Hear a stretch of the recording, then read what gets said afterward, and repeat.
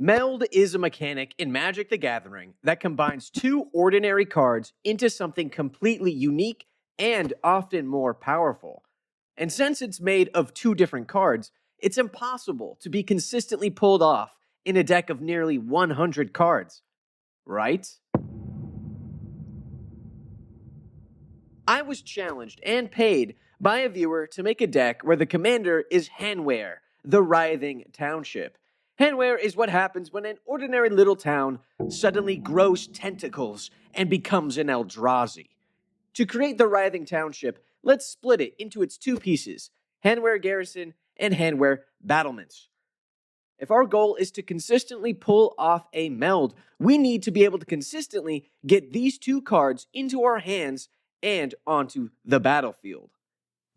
Now, my first idea was to use Psychic Paper, since it allows you to rename creatures. This would let us rename any creature we have into Handwear Garrison, which can then be exiled with the battlements and meld into our pseudo-commander.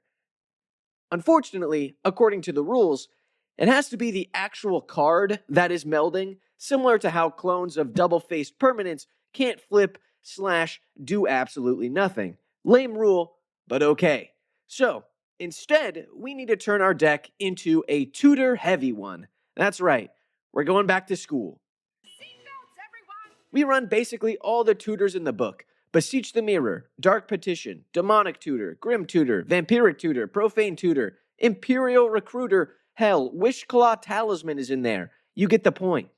These will let us most of the time get to the two pieces we need to activate the meld. Now that we've allocated numerous cards to finally getting the town into play, now what? Well, it's time we mention the face commander of the deck, the Master Multiplied. He deactivates the legend rule and the sacrifice / exile triggers of many abilities, such as Myriad, meaning we can now make numerous copies of the township with little fear for repercussion. Those tutors our deck is absolutely full of, yeah, we can use them to find the Blade of Selves or Helm of the Host. Now we have less of a writhing township and more of a writhing city. So let's walk through the general vibes. Our early turns, we ramp with artifacts as best we can to have a solid mana base in order to cast out all of our tutors, which we then go and get our battlements and garrison out onto the battlefield. Once we have those, our numerous token copy machines like Ortheon, Electro Duplicate, Determinate Iteration, etc. all double up on our towns. This has us make a bunch of Eldrazi tokens as long as our towns came in before being declared as attackers, as another lame rule is tapped and attacking tokens don't get on-attack triggers. Sad.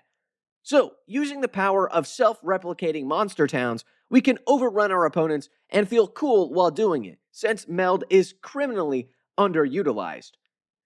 So underutilized, in fact, that I snuck in a second Meld combo into this deck just in case. Mishra Lost to Phyrexia is a beefy 9/9 hottie that on ETB and also attack, he chooses 3 of the following. An opponent discard 2 cards, he deals 3 damage to any target, destroys an artifact or planeswalker, creatures we control get menace and trample, creatures we don't control get -1/-1, or we create 2 tapped Power Stone tokens. He's made from Mishra, claimed by Gix, and the Phyrexian Dragon Engine, both likely to turn up at some point while we try to make the town thing work, or tutorable in case a piece of our town gets exiled, so that way we always have a backup plan. So eventually you end up with a bunch of Eldrazi towns teaming up with a huge Phyrexian dragon guy. What's not to like about this deck?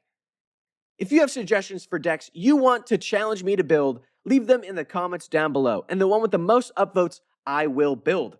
But that is the end of the video though, so if you liked it, leave a like, and if you subscribe, subscribe. I have a Discord you should join, linked in the description down below. I'll see you in the next one. Peace out.